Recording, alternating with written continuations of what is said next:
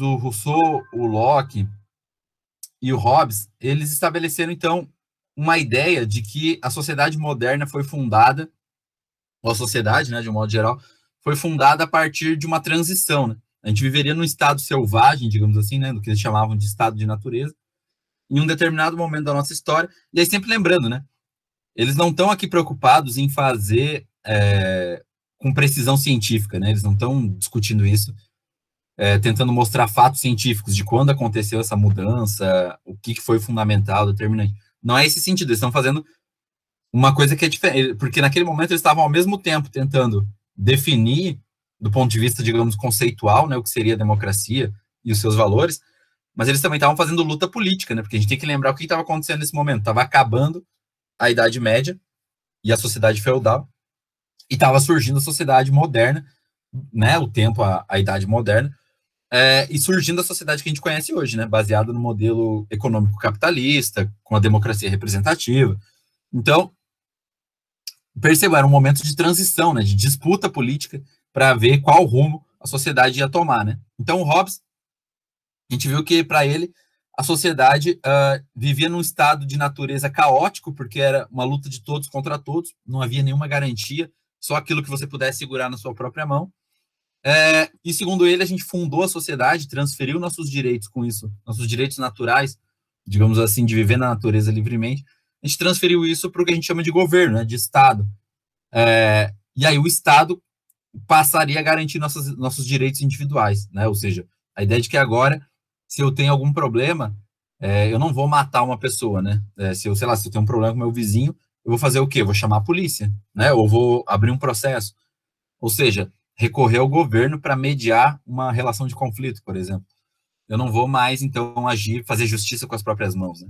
Com exceção de um direito, né? Segundo Hobbes, a gente preservou o direito de garantir a própria vida, inclusive, se for necessário, nesse caso, lutar contra o próprio governo, né? A ideia de que o governo não tem o direito de tirar a minha vida. Então, a única consideração que o Hobbes fazia era essa, né? Se você, a partir do momento que a sociedade fundou, né, o governo, e para ele isso significa fundar a sociedade, significa, então, nesse momento que a gente transferiu nossos direitos para o governo, com exceção de proteger a nossa própria vida. Isso a gente ainda poderia fazer, inclusive, né, para se proteger do governo.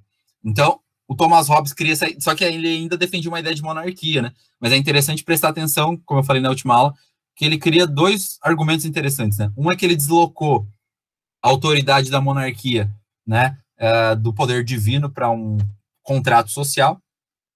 Isso é interessante. E, ao mesmo tempo, ele criou uma teoria, uma das primeiras teorias sobre representação, né? Porque o rei, ele representava, nesse caso, né, a ideia de que o rei representa a vontade da população, a vontade de todos, né? Inclusive, o Hobbes dizia que você não pode agir contra a sua própria vontade. Segundo ele, isso seria agir contra o rei. Então, olha como esse argumento, né, não é inocente, né? Ele desencadeia toda uma cadeia, né, todo um complexo de pensamentos para justificar a sociedade que ele ainda acreditava que, na sua melhor forma, seria uma sociedade comandada pela monarquia, né, pelas famílias nobres. Aí depois veio o Locke, né? O Locke já ia contrariando totalmente essa ideia, no sentido de que, para o Locke, o homem não é mau, né, por natureza. Isso é interessante, né? No argumento do Hobbes está entendido que nós somos maus, né, por natureza, digamos assim. Para o Locke, não, né? Para o Locke, num estado de natureza, a gente viveria de uma forma harmônica, de acordo com as leis de Deus, né? Então, esses autores, em geral, isso é interessante, né? No caso do Locke, especialmente, essa ideia de... O Locke já era um protestante, né? Então, essa ideia de que viver num estado de natureza seria viver de acordo com leis de Deus, né? Então, para o Locke, a gente viveria num estado de natureza, de acordo com as leis de Deus. Só que o que acontecia, né? Algumas pessoas, e não todo mundo, como dizia o Hobbes, para ele, algumas pessoas apenas desobedeciam essas leis de Deus, né? Que para ele seriam as leis naturais. E aí é interessante, porque uma ideia que é base, o Locke é considerado o pai do capitalismo moderno, né? No sentido da teoria liberal, que defende que a propriedade é um direito natural das pessoas. Então, daí que vem a ideia, não sei se vocês já ouviram alguém falar isso, mas se um dia vocês ouvirem, ou enfim, em algum debate político, alguma coisa, alguém falar, propriedade é um direito natural do homem, né? Essa ideia é do Locke. Então, esse cara, às vezes ele nem pode saber, talvez ele nem saiba, né? Ele está falando de uma ideia do Locke, mas essa ideia, então, é do John Locke.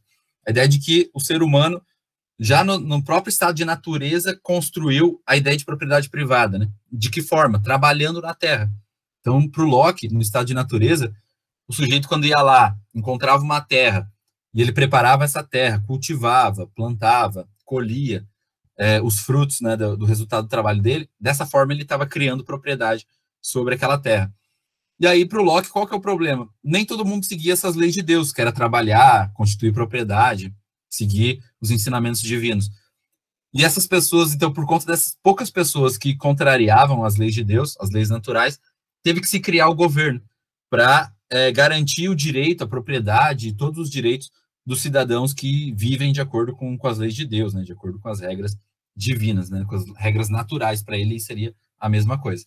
Então, percebam, o Locke já tem uma outra percepção do estado de natureza e também do que seria o governo e a sociedade, porque para ele, quando a gente funda a sociedade, funda o governo, não seria, digamos assim, um cheque em branco, né, para o governo fazer o que quer com as pessoas, como em geral defendia o Hobbes, com exceção do direito de defender a própria vida. Segundo o Locke, o governo ainda deveria satisfação aos seus cidadãos, né? Então a gente instituiu o governo, um contrato social, porém a gente ainda mantém o controle sobre o governo. E como seria esse controle? Eleições, né? Aí o Locke, já defendendo um sistema liberal, de representação, digamos assim, já previa essa ideia de que as pessoas, a população comum, poderia manter o controle do governo através da democracia, das eleições.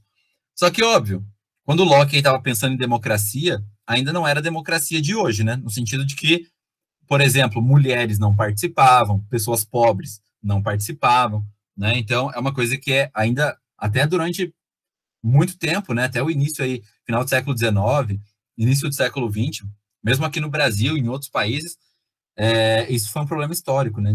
Mesmo quando começou a surgir essa ideia de democracia, ela não era para todos, né? A ideia do que era ser um cidadão com direito de participação era ainda bastante restrita, né? Geralmente relacionada a homens ricos, proprietários, né? Nesse sentido ainda. Então, percebo, o Locke já mostrou uma outra visão. E aí, o outro grande conhecido, né? O outro contratualista é o Rousseau, né? O Jean-Jacques Rousseau. E aí ele já é mais, ele tem uma visão ainda mais diferente, né? Do que é o estado de natureza e do que seria a sociedade, né? Para o Rousseau, o estado de natureza, o Rousseau cria uma ideia do bom selvagem, né? Ou seja, que a gente viveria, e para ele muito inspirado nas descobertas dos europeus, né?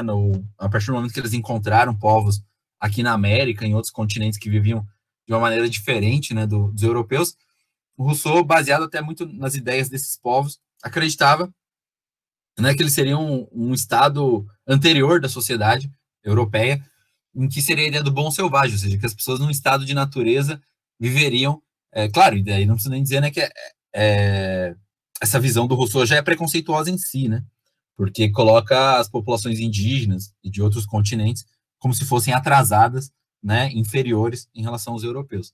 Então, mas o Rousseau, olhando para essas culturas, né, criou essa ideia do bom selvagem, de que os povos antigamente viveriam em paz, em harmonia, num estado de natureza. Só que isso foi quebrado, essa harmonia, essa paz, pela ideia de propriedade privada, né? E aí, inclusive, para muitos, né, o Marx, justamente, que a gente estudou ano passado, no primeiro ano,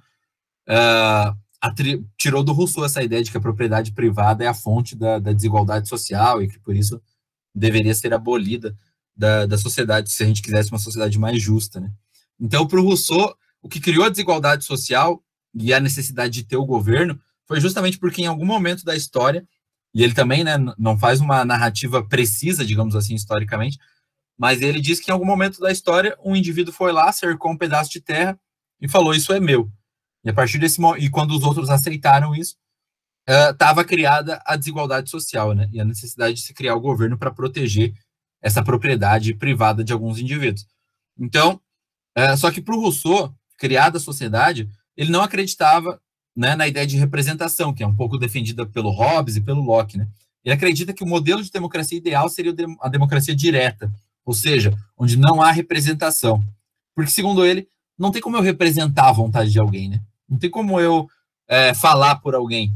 Inclusive porque o Rousseau até hoje inspira muita gente, né, a acreditar nesse modelo de democracia, de que eu só posso mudar minha opinião ou construir a minha opinião sobre alguma coisa na medida que eu dialogo com as pessoas, né? que ali, frente a frente com as pessoas que pensam diferente de mim, debatendo, essa pessoa pode tanto afetar as minhas opiniões e fazer eu mudar de ideia, ou eu posso afetar as ideias dessas pessoas. Então, por isso que ele não acreditava na representação, né? Segundo ele, é necessário que as pessoas se juntem para debater, para discutir, porque é isso que vai ajudar a formar, digamos assim, uma opinião geral, né? Que leve ao bem geral da população. É claro que isso é bem... hoje em dia a ideia, né, se a gente pegar autores tipo o Locke, por exemplo, ou que criaram essa tradição de representação dentro de uma cultura liberal, que é a que domina nos dias de hoje, né, sobre economia, sobre política, na sociedade que a gente vive, esses autores, em geral, discordam dessas ideias, por exemplo, do Rousseau, né, porque, segundo eles, não seria possível chegar ao bem comum, né, onde todo mundo vai ser beneficiado. O que a gente poderia chegar é acordos, né, acordos em que as pessoas negociam e que alguns vão sair ganhando, alguns vão sair perdendo, né?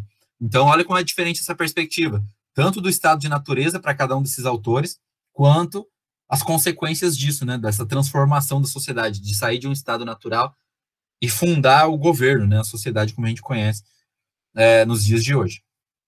E aí, eu deixei para dar essa retomada, né, eu deixei para o Montesquieu, né, ele é um outro autor, o Montesquieu é muito conhecido, ele já não é contratualista, né, o Montesquieu não tinha uma teoria em que a gente vivia num estado selvagem e num determinado momento da história a gente teria passado a viver num estado social. Para o Montesquieu, o que ele é marcado é porque, por exemplo, qual que era o grande problema das monarquias, né? Por que as pessoas começaram a se rebelar contra os reis e as rainhas, contra as monarquias europeias? O abuso do poder, né? O Luiz que a gente falou ali. Sim, né? Porque qual que é a ideia do Montesquieu? Segundo ele, o problema das monarquias é que você concentra muito poder numa pessoa só, né? Então, o rei, nas monarquias, é ele que controla o exército, é ele que controla a economia, é ele que controla a política, é ele que controla o sistema judiciário. Ou seja, tudo passava pela mão de uma pessoa só. Então, ela tinha muito poder e podia abusar desse poder para se dar bem. O rei controlava a vida e a morte das pessoas, né? Ele que decidia, por exemplo, se alguém poderia morrer ou viver, né? Então, para o Montesquieu, ele inova porque ele diz que esse é o problema, né, da política. Quando você dá muito poder para uma pessoa só, ela vai abusar desse poder, né? Vai usar de uma maneira errada. Então, qual que foi a ideia do Montesquieu para resolver isso? Dividir o poder. E aí que surge a ideia, a partir do Montesquieu, que a maioria dos países usam até hoje, que é dividir o poder em 3 tipos, né? O Brasil, por exemplo, é assim, né? A gente tem 3 poderes. O executivo, né, que é pensar, por exemplo, o prefeito, o governador, o presidente, né? Ou seja, são aquela pessoa que, de acordo com as leis do país, vai governar, vai administrar o país, né? Ou a cidade, ou o governo estadual. Uma coisa, né? Se vocês repararem, tem países que eles usam a expressão província, né? Mas geralmente é a mesma coisa. No Brasil, a gente usa a palavra estado, né? O estado do Paraná, o estado de São Paulo, Santa Catarina. Mas em outros países, na Argentina, aqui, por exemplo, nosso vizinho, eles usam a ideia de província, né? Em geral, é mais para diferenciar essa ideia do governo federal, do governo estadual, mas significa a mesma coisa. Então, para o Montesquieu, começa por aí. Então, poder executivo, que é aquele que é responsável por administrar o país de acordo com as leis, e não é qualquer administração, então, né? O cara precisa administrar de acordo com as leis. O poder legislativo, né? Legislativo vem de legislar, né? O que é legislar? Fazer leis. Então, né, no caso aqui do Brasil, os vereadores, deputados, senadores são o poder legislativo, ou seja, a função deles é produzir legislação ou alterar, né, a legislação que já existe no país e fiscalizar o poder executivo, né? Eles também têm essa função de ficar de olho se o poder executivo está cumprindo com o seu trabalho. Se não tiver, inclusive, eles têm poder de retirar, né? Que aqui no caso do Brasil, vocês devem ter acompanhado, por exemplo, o impeachment, né? O impeachment que a gente teve aí recentemente da Dilma. Antes teve o impeachment do Collor também, mais recentemente. Só que aí, já para vocês, já é mais distante, né? Vocês ainda estavam longe de nascer lá em 92. Então, percebam. E aí, para o Montesquieu, qual foi o terceiro poder? O judiciário, né? Que é quando existe a lei nem sempre é muito clara, né? às vezes as pessoas discordam sobre o que está na lei. E aí quem que decide, afinal de contas, qual a interpretação correta? É o judiciário. Então o papel do judiciário é interpretar as leis, né? E dar a palavra final sobre qual a interpretação que vale sobre a lei. Então, percebam, essa ideia então é desse autor chamado Montesquieu, que é aplicado hoje em todos os países modernos praticamente, né? O Brasil, nossos vizinhos aqui, Argentina, Paraguai, Uruguai, os Estados Unidos, né, que é considerada a principal democracia do mundo desde que surgiu até hoje, os países europeus, países asiáticos também, africanos, enfim, a base de poder hoje de todos os países. Então, olha como Montesquieu é influente nessa ideia dele, então, de dividir o poder, pelo menos em 3 tipos, para justamente não concentrar muito poder e evitar que alguém cometa abuso desse poder. Né? Claro, na teoria isso parece funcionar muito bem, na prática, mais ou menos, né? A gente ainda assim percebe que é possível existirem alguns abusos de poder, né? Em qualquer instância, né? Seja no poder executivo, legislativo, judiciário, mas enfim, é uma forma que tem sido, ou pelo menos a melhor forma que a gente até hoje descobriu de tentar, digamos assim, deixar o poder mais dividido e evitar que alguém possa abusar do poder, né, para usar apenas em favor próprio, ou enfim, acabando por desrespeitar outras pessoas. Então, não é a forma perfeita, com certeza não é, né? Tem muitos problemas. Não só no Brasil, às vezes também tem isso, né? A gente pensa, o Brasil tem corrupção, o Brasil tem um monte de problema. Mas não é só o Brasil, né? Isso acontece no mundo inteiro, não existe país perfeito, né? Todos os países têm seus problemas. Então, mas essa ideia, então, se alguém não sabia, é do Montesquieu, né? Esse cara chamado Montesquieu que propôs essa ideia, que é usada até hoje, de dividir o poder em três esferas, então, executivo, legislativo e judiciário. Percebam, o legislativo tem a função, né, os poderes estão bem separados, nenhum faz a mesma coisa. Então, o legislativo faz as leis, o executivo administra e o judiciário julga. Então, nenhum deles controla a mesma coisa, né? Cada um tem um poder dividido. Tanto é que agora, se vocês estão acompanhando as discussões políticas sobre, por conta da pandemia, da crise pela pandemia, muito passa por essa discussão, né? Qual que é o poder do executivo? Qual que é o poder do legislativo, do judiciário? Quem está se alguém está interferindo no poder de alguém, né? Como que está acontecendo isso? Então procurem analisar daqui para frente essas discussões, né? Pensando agora que vocês têm uma noção, né, de onde vêm essas ideias de divisão do poder, de democracia, procurem analisar, né, a fala dos políticos.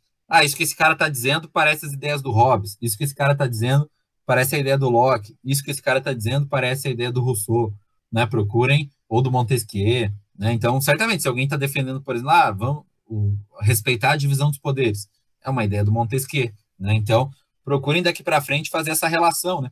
Ver se vocês conseguem perceber nos discursos dos políticos essa conexão, né, entre essas teorias. E aí, então,